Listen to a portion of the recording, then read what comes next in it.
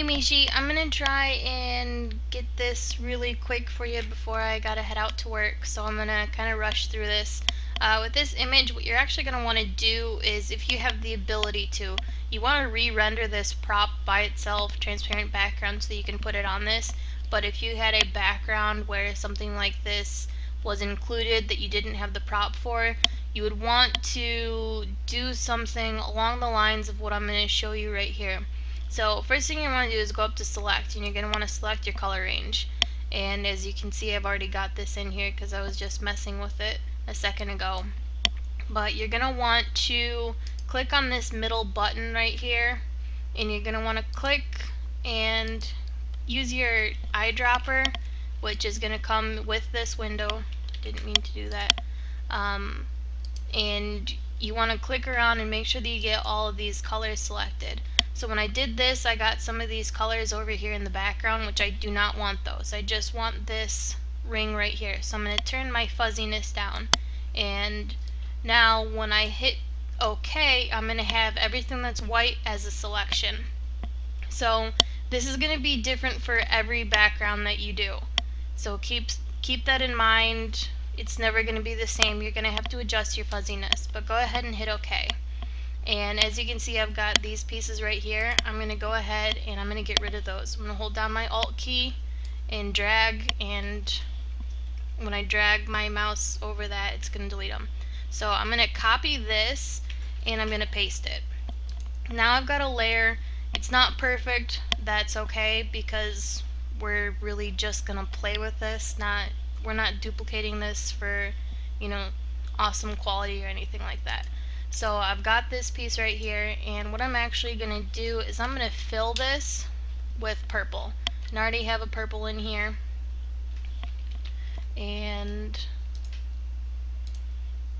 I didn't want to delete my other layers, so now we'll fill it with purple.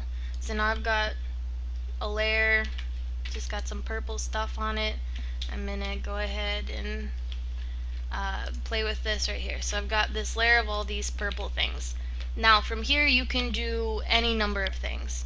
On the copy that I showed you, I actually started with blurring it, and I made another copy of this layer so that I can go back to it and still have my original. So with just a blur, it looks something like this.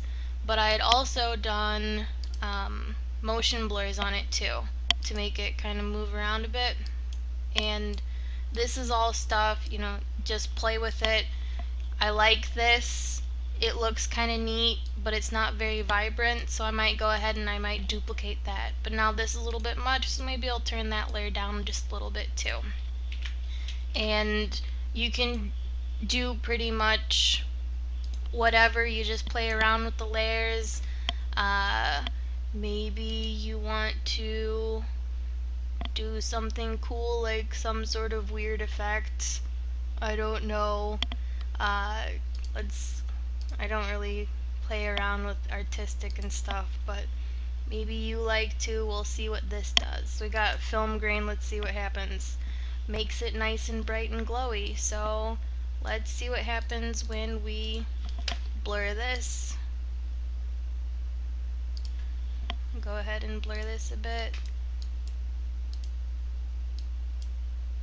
So play around, just get it in layers, and then you can also rotate stuff. And one of the things I did on that image was I drew a line. I took the pen tool, so start getting used to the pen tool because I actually use it a lot. And whoops, I actually just drew the line of the circle. Doesn't have to be perfect. And make sure that your brush isn't something ridiculous like what I have right now. 3 looks fine. So I'm going to go ahead, I'm going to stroke this path, and this is on my own layer. So now I've got this line right here, which then I can, maybe I want to blur this one, or maybe I want to do just like a motion blur on it like I did with the other one. And when we do this, we've got, the line is prominent right here and it's prominent back here, but it's not so much on the sides. Well, it is a little bit. But play around. If you liked any of these and you want to know a little bit more, let me know, and of course I will be happy to help you out. Just make sure that when you're doing these you don't have, see how I have kind of this chunky look? It's on, what layer is it? This layer right here. So this layer kind of kills your quality a little bit, so you might want to blur that so that you can still see the original shape from the background. Or, sorry, change the opacity down so you can still see it. So let me know, and I'll talk to you later.